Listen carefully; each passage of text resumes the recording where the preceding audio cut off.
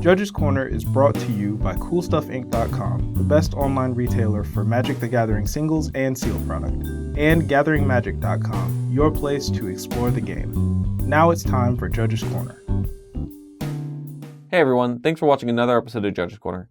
Today we're going to talk about what gives a card a color or perhaps takes it away as we discuss colorless cards. There are many ways in which a card can be colorless, but the basic way to tell is if it doesn't have a colored mana symbol in its cost. This statement applies to most lands despite their colorful borders, most artifacts, and even many other card types. The exception would be if something didn't have a cost, but instead had a color indicator. Then it wouldn't be colorless. Or if a card did have a colored cost, but specifically stated it was colorless, such as with Devoid cards from Battle for Zendikar. Devoid is a special way to be colorless, in that it's a characteristic defining ability that allows cards to have colored cost while remaining completely colorless in every zone, and then some. Devoid cards are even colorless outside of the game, if an effect would care. But unfortunately, some formats don't care about a card's color so much as their color identity. I've talked about color identity before with Commander, but to recap, a card's color identity is based on the color of all the mana symbols on the card, and that's not just limited to their mana cost, but effect cost too. This means a Drowner of Hope might be a colorless Eldrazi in Modern, but it's only able to be played in a Commander deck with at least a blue commander.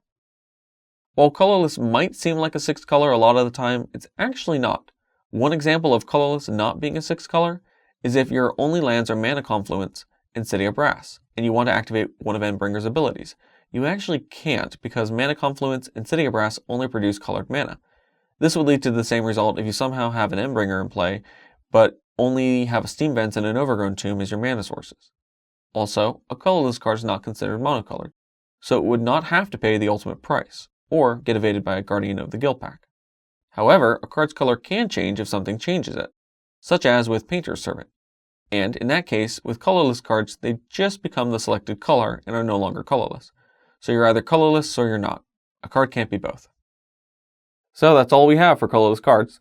If you have any questions about this episode or any other questions in general, you can always leave us an email at judgescorner@gatheringmagic.com or comment below, and myself or someone else will be happy to get back to you. Until next time, make sure to shuffle thoroughly, play at a reasonable pace, and have fun.